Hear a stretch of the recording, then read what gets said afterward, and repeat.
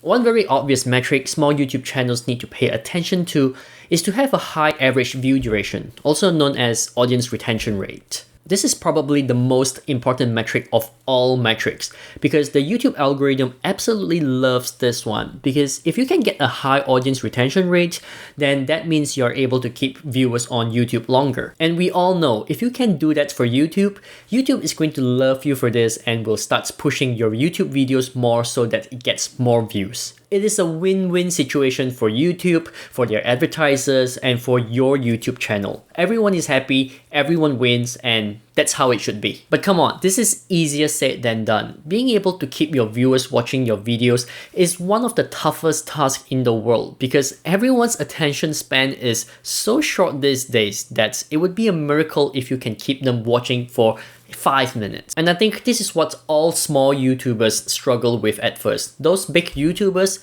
they are already there. They already know the little things they can do to keep their viewers watching, so that's why they'll always get tons of views. But for small YouTube channels like yours and mine, we have to struggle through this, and it is hard to figure out at first without trial and errors. And sometimes you can spend hours or days editing and recording a video, trying to make it as perfect as possible, and once you launch it, it completely flops. And sometimes the video you did little to no editing at all ends up being the best performing video. So why is that? I used to have really low audience retention. Check out this video here, which I created when I first started my YouTube channel. The average view duration here is horrible, about 2.5 minutes average view duration for a 9 minutes video. And the struggle continued for a while too. Here's another one I did less than a year ago, and see how bad this one is. About 4 minutes average view duration for a 10 minutes video. Slight improvement over the previous one, but still quite bad. But then I made some changes to my video editing, and now check it out. About 5 minutes average view duration for a 7.5 minutes video. That's over 60% average percentage viewed. This is by no means a coincidence. I have made minor improvements to each video I launch in order to test what works and what doesn't. And today, please allow me to share with you the improvements I made along the way that helped increase my average view duration, made the YouTube algorithm love me, and starts giving my YouTube channel a little bit more love. The first is adding B-roll to your videos, especially talking head videos like mine. B-roll footage is sort of like a narration where you talk but you show something else on screen. If you're reviewing a product, for example, you'll be talking about the features of the product, but on screen, you'll be doing a slow shot of the product like what I'm showing you here. But before you go crazy with B-rolls, there's something you must know. Not all B-roll works. In fact, sometimes they destroy your YouTube video if you overuse B-rolls, especially if you're using stock footage. What I found best is to have a variety of B-rolls. Sometimes you can use stock footage, sometimes you can share your screen, and sometimes you can record elsewhere for a change. The whole point of using B-roll is to keep your audience engaged and watching and constantly grabbing their attention. And you don't have to necessarily use stock footage. Because what I also found was some audience absolutely hates stock footage because it can make it look fake. So some channels try their best to record outside or act out a scene to portray what they are saying and get their message across to their viewers. But not everyone has the talent to do that, and it can take up a lot of time, and sometimes it requires a little bit more creativity and equipment just to act out a scene. And if you find it troublesome like me, then keep it simple. Just a simple change in the environment can easily grab the viewer's attention again. Even a minor change does that too. The whole point is to have some changes somewhere on screen. Of course, you're going to need to present well as well. You're going to want to be energetic all the way in the video. But that's something that requires practice, so keep practicing and you'll get there. Another point about B-roll is try and insert B-roll or change up the environment once every 20 to 30 seconds or so, if you can. Big YouTubers do it a lot more frequently than that, sometimes 10 seconds or less, but that requires heavy editing and a lot of footage. It isn't my cup of tea because it makes me not want to create any more videos, but if you can work with that, then go ahead. Okay, my second point is to get straight to the point. Have you ever felt people babble too much at the start before they tell their viewers what their viewers want to watch? And usually their main point is left at the very end, and sometimes once you get to it, you end up disappointed with what was shown and that's bad for their YouTube channel. This is intentional because first, they need the watch time in order to get the YouTube algorithm to push their channel, and second, they want to keep you in suspense so that you keep watching. I used to do that too. I used to love putting my most important points at the very end of my video because I want my viewers to keep watching till the very end. But what's the point in leaving it at the very end if I can't even get my viewers to watch all the way there? You see, not everyone has long attention span like I do.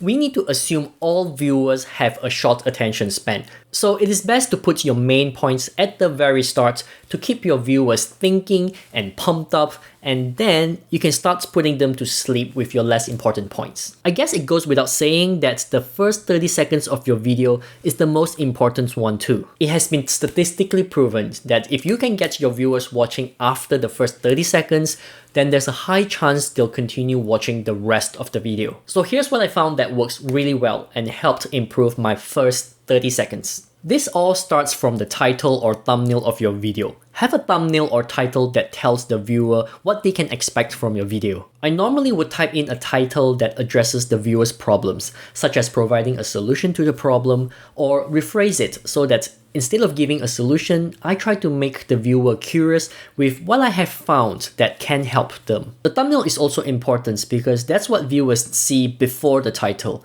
Again, I'll either do a thumbnail that sounds ridiculous or create curiosity. Either way, my thumbnails usually have a maximum of 4 words. Now that I've set the expectation for my viewers, I'll then try and make myself relatable in the first 30 seconds. So I'll try to address the pain that we're going through, then tell them that I might have a solution that can help, then share with them the most interesting point first. But doing it this way also means removing everything unnecessary, especially those with special intro or the ones where people start their video by explaining what their YouTube channel is about and why they should subscribe. I think those methods used to work really well, but your new viewers are there to watch what you have to say about the topic that they are interested in and not what your YouTube channel is about. They are smart people, and if they are interested in your channel, they will figure out what your channel is about just by looking at all the videos you have produced. And my final point, be real with your viewers. Out of all the points, this to me is what's most important. It doesn't matter if you fail. You don't have to show you're successful all the time, that everything is going well. You don't have to fake it. Look, I understand. You might want to portray yourself as an expert in the topic. Otherwise, why would people listen to you? But I've seen other channels who do similar niche like mine about lifestyle and finance and side hustle.